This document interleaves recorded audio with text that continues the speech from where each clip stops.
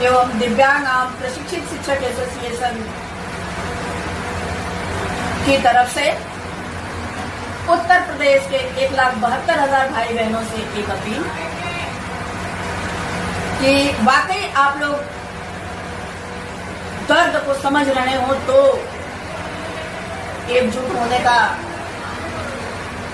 प्रयास कर लीजिए, वरना ये स्थिति विषम परिस्थितियों में बदल जाएगी।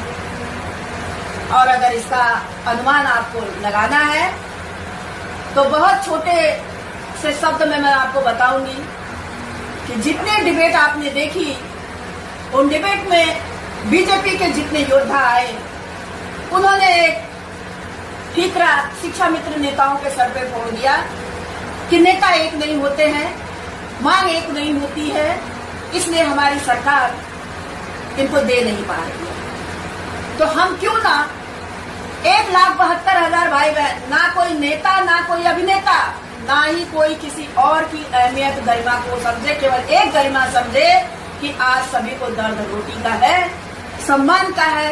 उस सम्मान को पाने के लिए मैं 1,72,000 भाई बहनों को आह्वान करती हूँ कि आप एकजुटता के एक मिसाल में आके खड़े हो जाइए।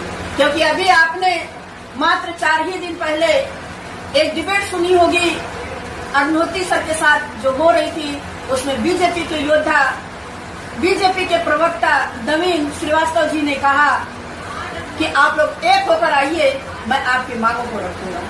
तो एक मौका है हमारे लिए कि मैं उन सभी नेताओं से कहूंगी कि आप सभी एक होकर आ जाइए धरातल पे, अपने अहंकार, अभिमान और नेतागिरी बंद करके शिक्षा मित्र हित को देखते हुए, शिक्षा मित्र परिवार के दर्द को देखते हुए आप लोग एक मंच पटल पर आ जाइए, वरना दोबारा मौका नहीं आएगा, परिस्थितियां विषम हो जाएंगी, ये आप लोग मान लीजिए।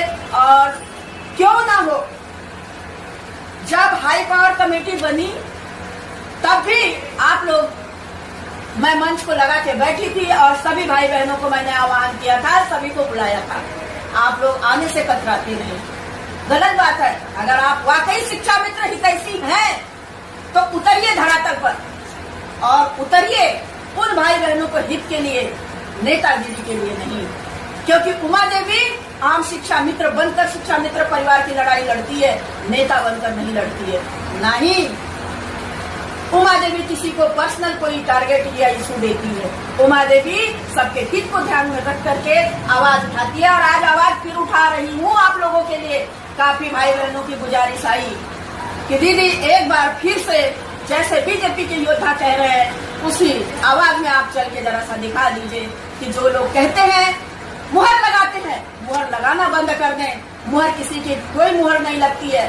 जो सरकारी कर्मचारी है, वह व्यक्ति जो सरकार सामने बैठती है, वो उसी का नुमाइंदा होता है। इस चीज को हमेशा ध्यान रख ले। ये सभी के लिए हित की बात है। रही बात कार्यशैली की, तो मैं समझती हूँ कि नेता कोई अच्छा नहीं और नेता कोई खराब नहीं। जो दर्द को समझ ले, जो शिक्षा मित्र हित में काम कर दे, जो शिक्षा मित्र हित के लिए अपने जान की बाजी लगा के खड़ा हो जाए और जो शिक्षा मित्र हित के लिए सब कुछ कुर्बान करने को तैयार हो जाए, वही शिक्षा मित्र का सच्चा हितैषी है। वरना स्वार्थ, मुंह देखी बात और पीठ पीछे वार, ये उमा देवी को पसंद नहीं है। क्योंकि मैं खुले शब्दों में मुंह पे कहती हूँ और मेरा मुंह पे बोलना लोगों को पसंद नहीं आता है। क्योंकि मैं सत्य बोलती हूँ। सच कड़वा जरूर होता है, सुनने में कर्णप्रिय नहीं लगता है लोगों को, लेकिन हमेशा के लिए वह अच्छा होता है। तो मैं अपने उन नेताओं से भी कहूंगी जो नेता अभी अहंकार पाल के बैठे हैं कि नहीं हम सब कुछ है या हम सब कुछ करवा लेंगे। मैं कहती हूँ यहाँ जीवन और मौत का सवाल खड़ा है। सभी लोग एक होकर के, सारे भाई बहनों को एक चुनौती को स्वीकार करनी पड़ेगी कि हमें एक मंच पर आकर के हित के लिए बात करनी पड़ेगी। मेरे आह्वान को ध्यान में रखते हुए सभी लोग उतरिए धरातल पर और सरकार से बात की जाएगी, सरकार से वार्ता की जाएगी, सरकार से अपने दर्द पर एहसास कराया जाएगा और अपने रोटी की मांग की जाएगी। क्योंकि जब वो बार बार कहते हैं कि हम आपके हित के लिए बैठे हैं, तो हम भी एक बार एहसास तो कराओ कि 2 साल हो गया, वो हित कहाँ गया। और रही बात जो भाई बहन कहते हैं कि नेता, जी नहीं, आज सारे भाई बहन नेता हैं। आज जरूरत है तो एकजुटता की, एक मंच पटल पर आने की, एक आवाज उठाने की और अपने दर्द को एहसास कराने की। अपने सभी भाई बहनों से गुजारिश करूंगी कि 2-3 चीज तो बिल्कुल छोड़ दे। ग्रुप पे कमेंट करना, किसी के निजी हित को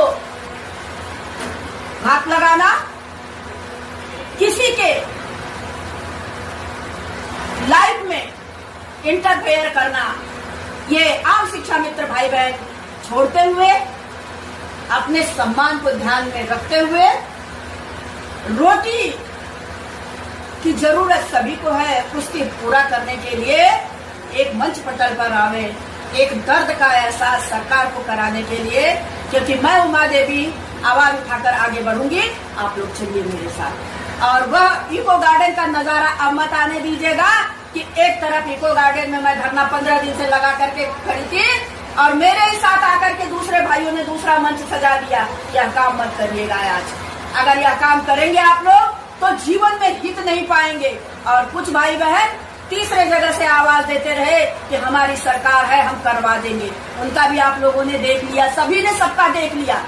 तो आज जरूरत है आम भाई बहनों को एक मंच पटल पे सभी को लाने की। और ये दायित्व आम भाई बहन का है कि आम भाई बहन अगर वह नेता एक होकर के नहीं आता है, एक मंच पटल पर नहीं खड़ा होता है, तो आम भाई बहन उस नेता का त्याग करे, उस नेता को अपने भविष्य से, अपने जीवन से खिलवाड़ करने ना दे और उस नेता को उसका एहसास करावे कि आप हमारे साथ अब गलत कर रहे हैं, हम आपके साथ नहीं। अगर आप हमारे हित में हमारे लिए नहीं खड़े, मैं तो 2 साल से आपके लिए लगातार लड़ रही हूँ, मेरे से कितना क्वेश्चन आप करेंगे। मैं आपके लिए हर वक्त खड़ी रहती हूँ, चाहे दिन हो, चाहे रात हो, चाहे गर्मी हो, चाहे जाड़ा हो, चाहे बरसात हो। अब इससे ज्यादा आप क्या अपेक्षाएं मेरे से रखते हैं कि मैं बीमार रहने के बावजूद भी आप लोगों के लिए उठकर चल देती हूँ कि हाँ मेरे भाई बहनों की आवाज आ रही है, मैं वहां खड़ी हो जाऊंगी। और रही बात आखिरी और अहम बात, मेरी सभी से अपील है, आप लोग आइए एक मंच पटल पे एक आवाज दीजिए और इस लक्ष्य से